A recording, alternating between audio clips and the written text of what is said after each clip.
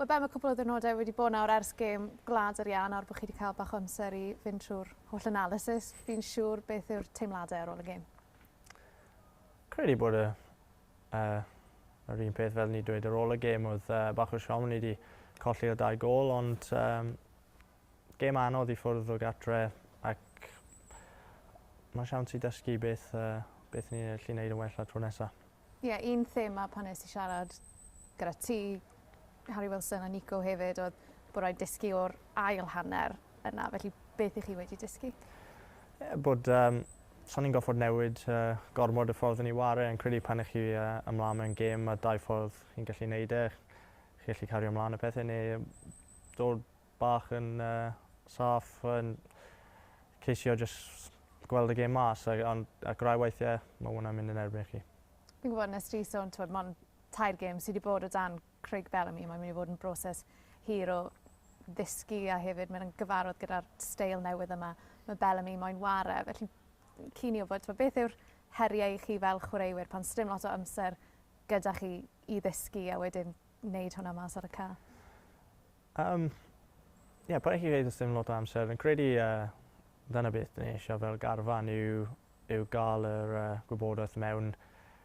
Gwybodaeth sydd yn dod ni yn syml oddi wrth y ffordd rydyn ni'n gael. Maen nhw'n gweithio mor gared i dangos ni beth dyn ni'n neud yn dda, beth ni'n gallu wneud yn well. Ac does neb fan hyn yn gael unrhyw egos, ni'n gallu cymryd beth bynnag sy'n dod yn ffordd ac ni'n ceisio wneud yn well tro nesaf. A beth mae'r cyfnod yma fel, achos fi'n gwybod nath chi ddod nôl prynhawn ddo, wrth gwrs mae'r gêm nesaf mond nos yfori, un sesiwn ymarfer ar y gwair heddi. Be mae'r cyfnod yma fel i chi fel chwaraewyr? Ie, mae'n mynd yn eitha gyflym, ond mae'n gyd yn nawr yn bythdi paratoi am y gêm yn erbyn Montenegro.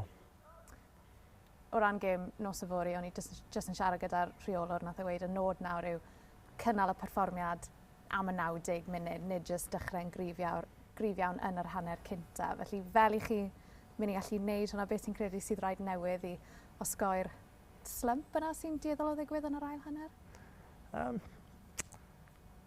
Byddai'n cymryd slump os ni'n ennill cyn yr ail hanner pob tro i fod yn onest, ond mae rhaid i ni bod yn barod am beth bynnag bydd Montenegro yn taflu ato ni. Ni'n gwybod bod ni yn gallu ddechrau'n dda yn erbyn tîmau, ond os y'n ni ma'n mewn gemau, mae nhw yn mynd i gorfod newid rhywbeth, ac fel chi wedi gweld yn y gemau diwetha, mae pethau wedi bod yn mwy anodd yn yr ail hanner, ond os ni'n dysgu mewn pob gêm ac yn cymryd gwersi oddi wrth y gemau o blaen, yn credu bydd ni'n barod yn beth bynnag bydd yn taflu ato ni. Wrth gwrs, chi wedi wario Montenegro yn barod yn y grŵp, ond fi'n teimlo fel fine margins yw'r term. Un gol oedd ynddi pan nathon ni wario nhw, un gol oedd ynddi pan nathon nhw wario Twrci cwpl o ddiwrnodau yn ôl hefyd. Mae fe'n teimlo fel y fath o gêm bydd angen bod yn ofalus. Wrth gwrs, o'n nhw wedi dangos yn erbyn ni, son nhw'n mynd i roi dim byd i ni. O'n ni wedi dechrau yn gret, ond o'n nhw dal wedi cario ymlaen yn credu bod siawns yn y gêm efo nhw. Felly, mae rhaid i ni bod yn barod yn gêm anodd, ond dyn ni'n hyderus. Ti newydd fod yn sôn yn y gynhadledd am disgwyliadau a'r ffaith bod chi wedi dechrau'r ymgyrch yma mor gryf, bod pawb jyst i joio gweld fflachiadau o'r perfformiadau. Fi'n gwybod yn amlwg i ti'n gyfarwydd fel chwaraewr o ran disgwyliadau, ond be mae fe fel ar ôl i chi ddechrau mor gryf i gynnal hwnna? Mae fe'n safle ble dyn ni'n eisiau hapus i fod.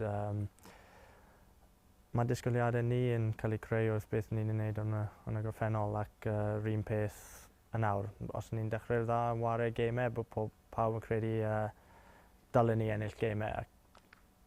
Os yma hwnna beth mae pobl yn meddwl, mae rhaid i ni ceisio wneud ar y ca.